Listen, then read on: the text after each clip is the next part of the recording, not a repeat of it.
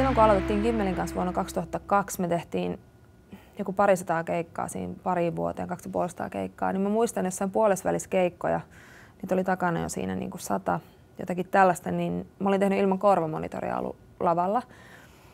Eli korvamonitorit on ne jännät piuhat, mitkä sitten tulee tuolta, mä en tiedä mitä ihmiset niistä tietää, mutta eli siis kuullaan koko bändi sitten korvamonitorien kautta, että me ei olla vaan sen varassa, mitä me kuullaan niin kuin siellä tilassa, vaan saadaan kaikki info tänne luureihin. Ja mulla ei ollut niitä silloin. Mä tykkäsin, että toisesta korvasta se on pois, että mulla on ainoastaan niin kuin se tarkka kuuleminen siinä toisessa korvassa, jolloin toinen korva altistui kaikille rummuille ja kaikille muille mölyille siinä aika voimakkaasti. Niin silloin mulla tuli ekan kerran semmoinen, että mä en mennyt sana illalla unta, kun mulla sattui korviin niin paljon. Ja se oli jonkin asteista tinnitusta ja sit siitä huolestuneena ja sitten monien tyyppien, ketkä kärsi tästä asiasta, niin ne sitten suosittelisivat, että mä menisin kuulotestiin. Niin mä kävin vuonna 2003, kohan se oli, niin mä kävin kuulotestissä. Ja sitten siellä oli jotakin pientä, että parempikin voisi olla kuulo, mutta ei mitään semmoista hälyttävää, että nyt tarvitsisi huolestua. Silloin mä jotenkin tajusin sen, että ei hitsi, että mun pitää oikeasti miettiä tätä, että miten mä esimerkiksi lavalla toimin. Ja sitten mun täytyy totuttautua niihin korvamonitoreihin. Sitten tosi usein esimerkiksi nyt kun tehtiin levyä, niin me saatettiin sille vuorokausia valvoa putkea ja olla niin kuin alttiina sille mölylle eli musiikille. Niin sitten studiossa sittenhän se vola nousee pitkin päivää vaan kovemmalle, kun se rupeaa puuroutua ja varsinkin sitten kun sulla on silleen 24 tuntia valvomista takana, niin sittenhän sä et enää kuule, niin sitten se on ihan laittoman kovaa.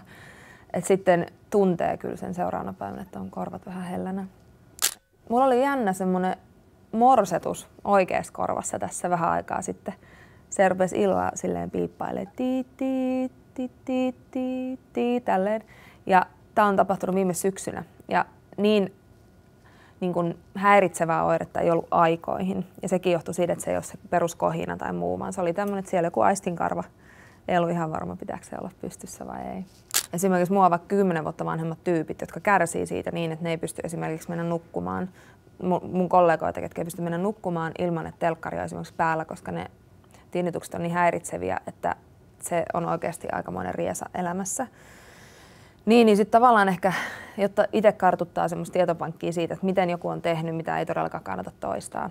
Tiedän yhden tyypin, jolla on siis toinen korva nyt mennyt, sillä on myös perinnöllistä jotakin mukana, että se herkistyy kovemmin, mutta toinen korva on siis kuuro ja toinen on menossa silleen kovaa vauhtia. Ja se on, ei minkäännäköistä suojaa ollut koskaan korvissa. Et tuntuu, että tosi moni, ketkä on nyt niissä häiritsevissä vaikeuksissa ja oireissa, niin ne on 40+-vuotiaita, tosi moni, kenet mä tunnen, kun taas sitten nyt tässä 30 kieppeillä, tai 2-30 kieppeillä mun ikäiseni enemmän, niin alkaa tiedostaa sen asian. Ehkä myös, koska se esimerkki on siellä vanhemmassa polvessa, että nähdään just, että mitä se tuottaa sitten.